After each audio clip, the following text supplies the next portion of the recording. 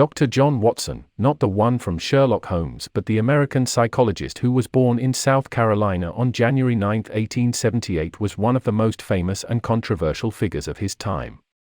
His childhood was far from sunshine and rainbows.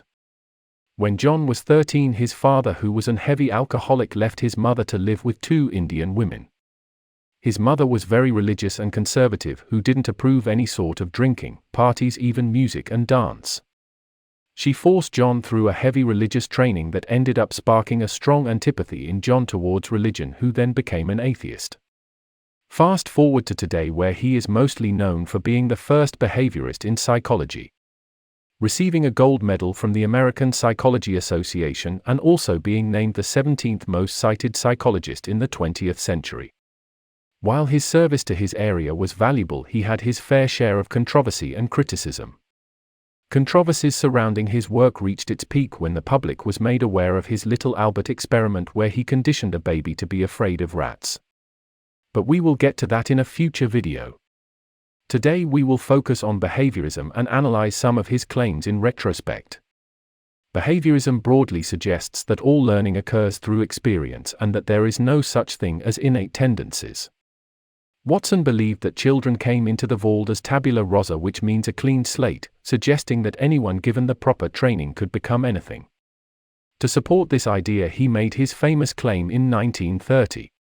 "Give me a dozen healthy infants, well-formed, and my own specified world to bring them up in, and I will guarantee to take any one at random and train him to become any type of specialist I might select: doctor, lawyer, artist, merchant chief, and, yes, even beggarman and thief, regardless of his talents, penchants, tendencies, abilities, vocations, and race of his ancestors." This quote, for obvious reasons, proved to be very controversial because Watson was simply claiming that he could take newborn children and shape them into anything and anyone he wanted. That's how much faith he had in the clean slate theory. It is today known that this approach is flawed, but for his time this claim would be considered groundbreaking. As intriguing as his claim was, experimenting on such a theory would be looked as very unethical at the least. Exactly at this point our story takes turn for the worse. Since experimenting on 12 random infants was not possible, John Watson used his children to test his theories. Watson was certain that he could take any infant and shape them into whatever he wanted. He also believed that the best way of bringing up children was to not show them any affection of any kind, so you can guess things went south real fast. John had 2 children from his first wife Mary Ikes before they got divorced in 1920. He then married his old assistant Rosalie Rayner, with whom he was having an affair with during his first marriage. They had 2 more kids named James and William.